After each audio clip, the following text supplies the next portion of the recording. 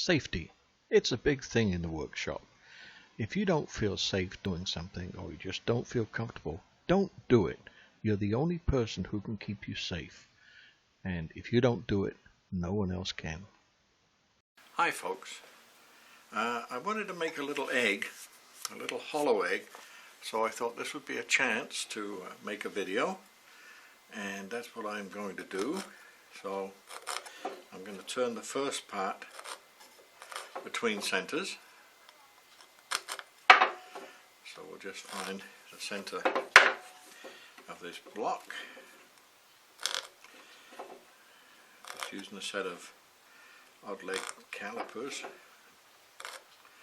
Here, Jenny Odd Legs used to call them. They got a big long fancy name, but I can't remember what that is.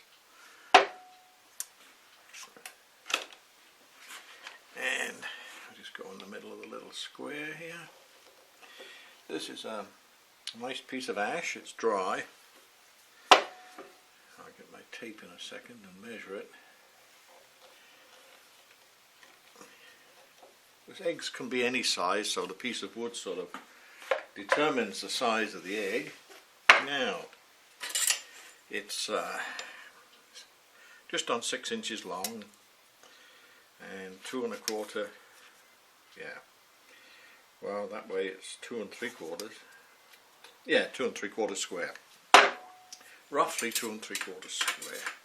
So the first part of this is going to be between centers, and I really like to use this one-way safe center. I use it on a lot of things, even big bowls. And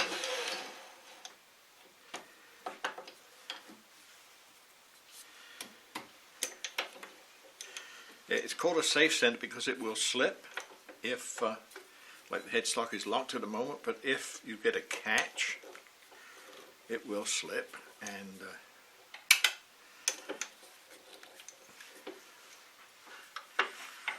makes it safe, I guess.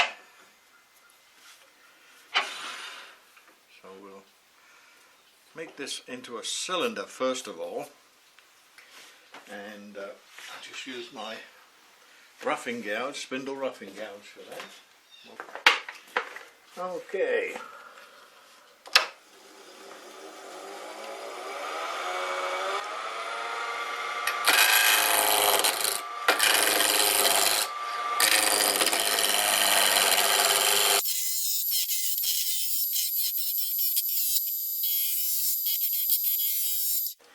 Now we've just got a couple of little flats still.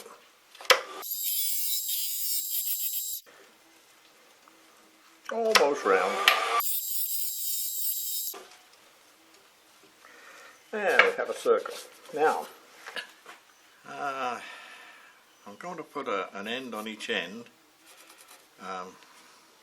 to hold in the chuck. So this will be a tenon on the end, and then eggs aren't symmetrical on each end. One end is larger than the other, although they do vary quite a bit, but I would suspect that's going to be a good spot there. Put a tenon there and a tenon there, and what we're going to need here is a little bit longer because we're going to part this off, so that means we're going to lose a little bit with the parting tool. So something about like that. Okay, so just using my bowl gouge here.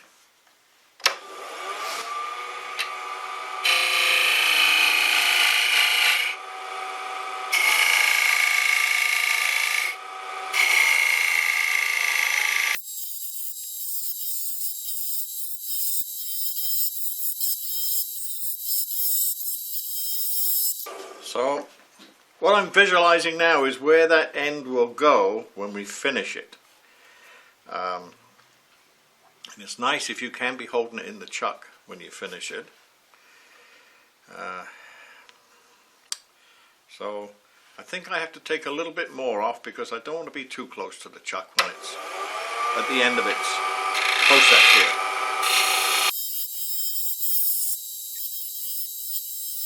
Okay, we need a tenon here.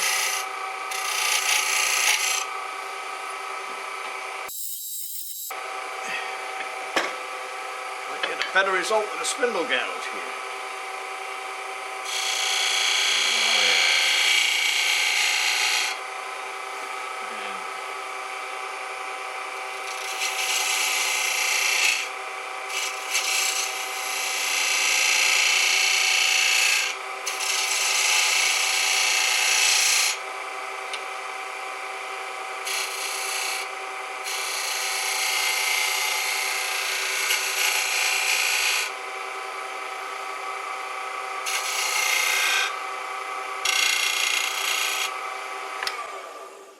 What I'm looking for here is a nice dovetail that will fit my chuck.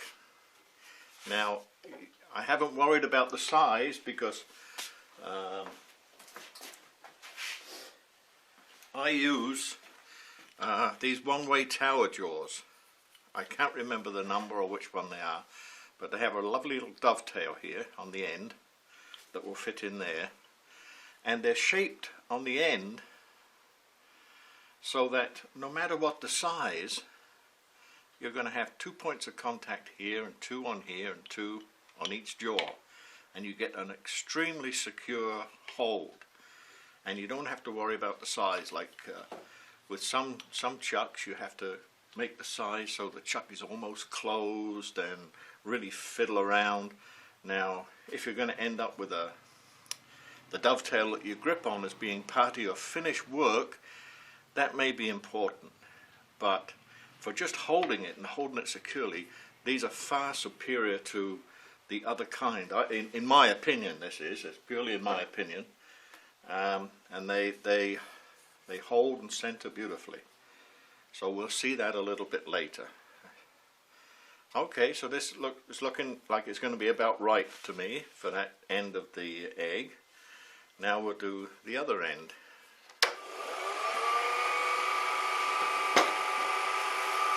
Okay.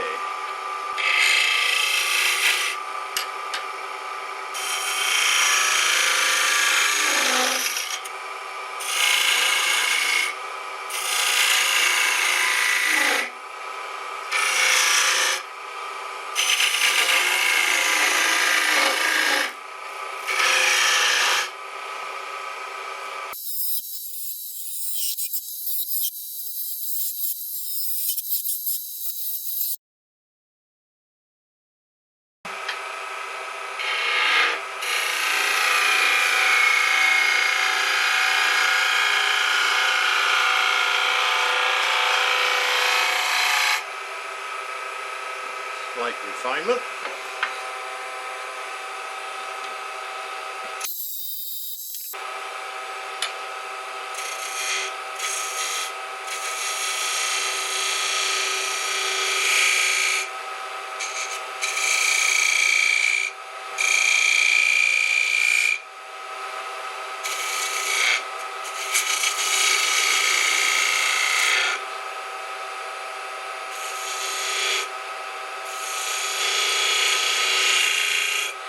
Now, anytime I put a tenon on, I always tend to chamfer that back edge.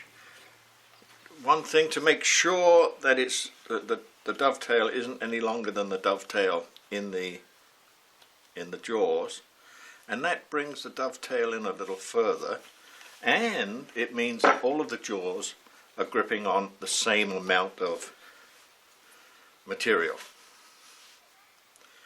Okay, so we're just roughing this out at the moment.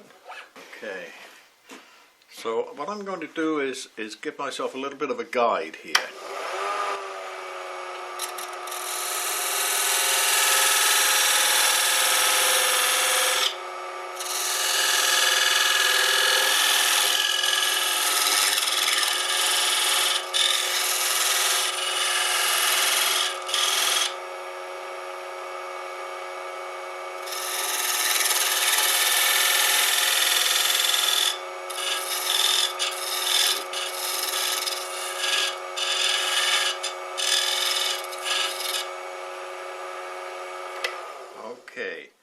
this will be on the bottom, and that will be the male part of the fitment, and it will go into here. So what I can do, if I have enough material to make it just a touch wider,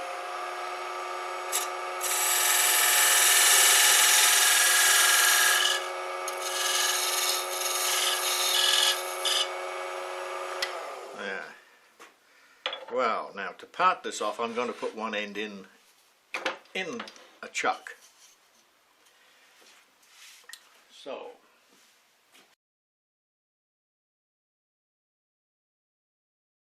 of course you can always make it too small and the jaws won't reach, but I don't think we've done that. Now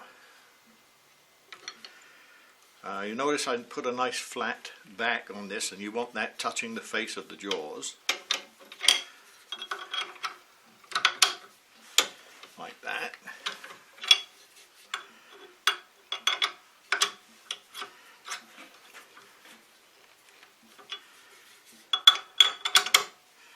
There.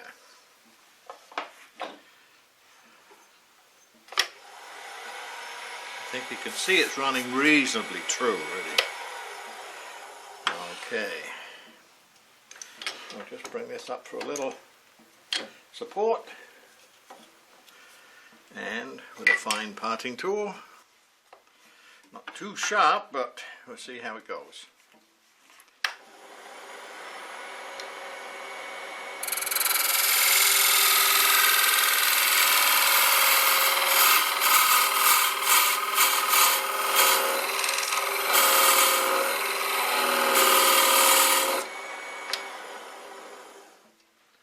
Now, what I've done there, you see, I've left a little edge here. It's not really quite as wide as I want.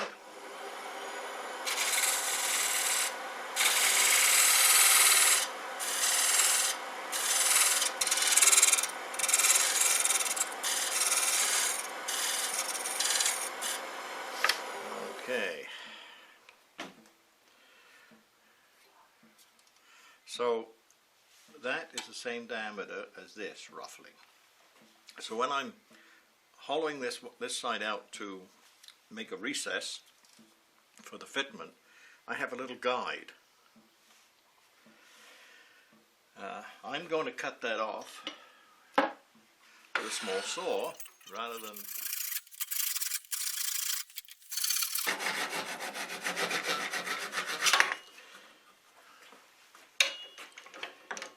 there. So I have my guide on this side for the male part of the fitment, and I have a little edge left here to give me as a bit of a guide for making the female side of the fitment. Okay. Now I'll just hollow that out a little bit. And as I say, at this point we're just roughing it, and I'm going to leave it overnight. And in case there's any movement,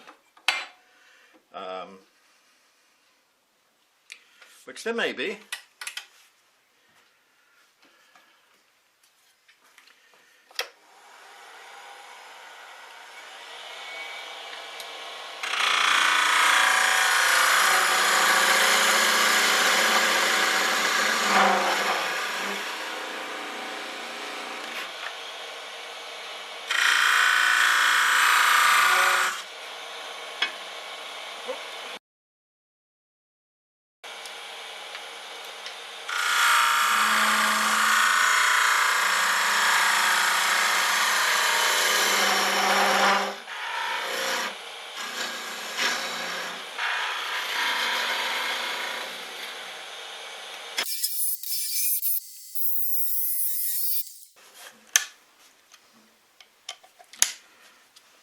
such a small radius there, that cutter starts fouling the back corner here as you try and go around the radius. This one is more of a ball type shape. I'm just going to give it a touch on the grinder, but it will follow the curve better. Although I said I'm going to give it a touch on the grinder, I don't use a grinder for sharpening these tools. I use a belt sander. So although I say grinder, I mean belt sander. Okay, see how this one works.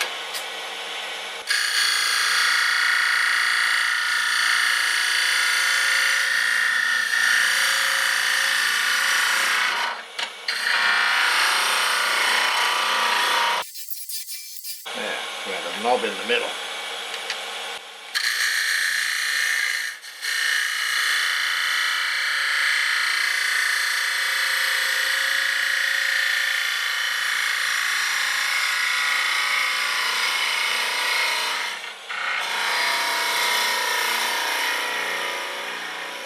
And here I'm trying to follow this same curve here.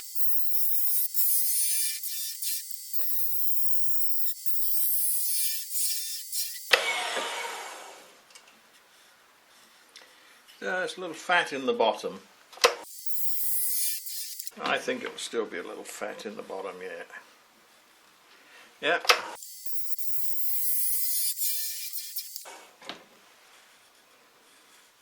Yeah, it's not too far. It was just a touch more in the bottom. This is destined for my grandson, so I don't think we need any little sharp points in it. Just a little negative rake scraper here.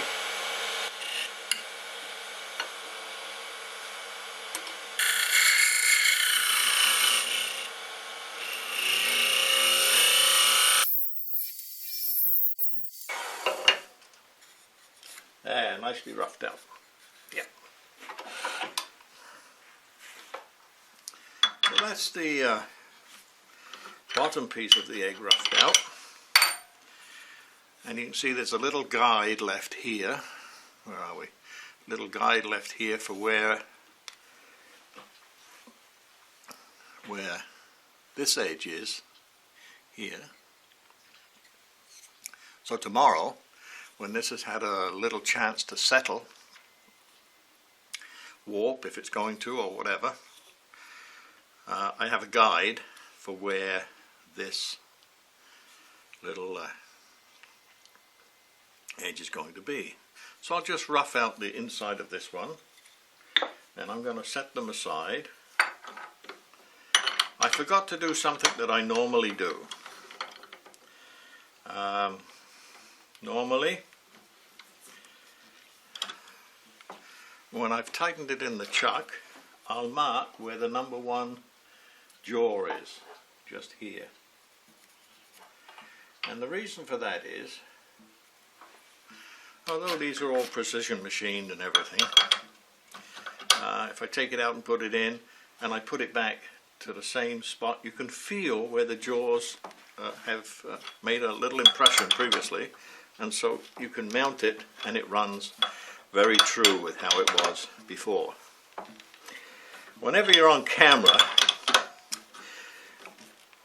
you seem to forget something. Hopefully that's all it's going to be for this session. Okay. Let's hollow this out. You can see it's running pretty true. You know, those tenons like that in the dovetail on the end of these tower jaws are very good. Well, I'm going to change ends. Just the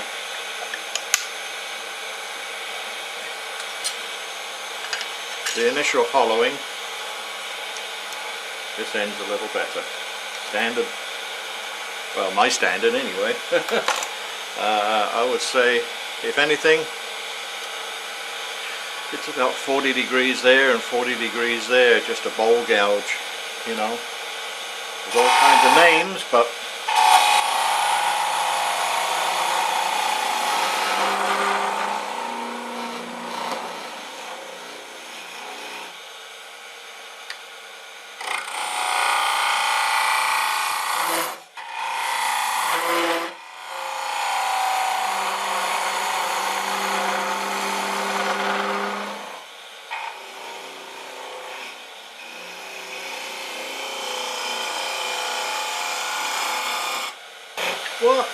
what happens there is, if I slide across and get on the other side, of course the chuck coming up lifts the gouge up off the rest and slams it down over here.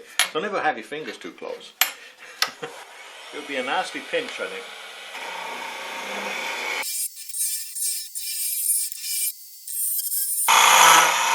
I'm being a little greedy.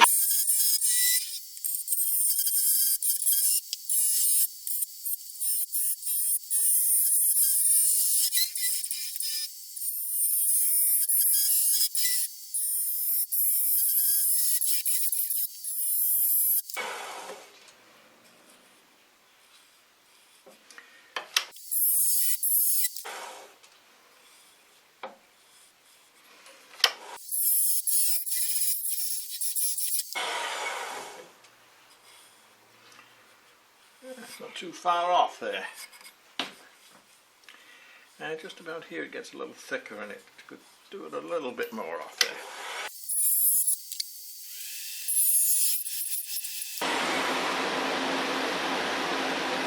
Yeah, that's good.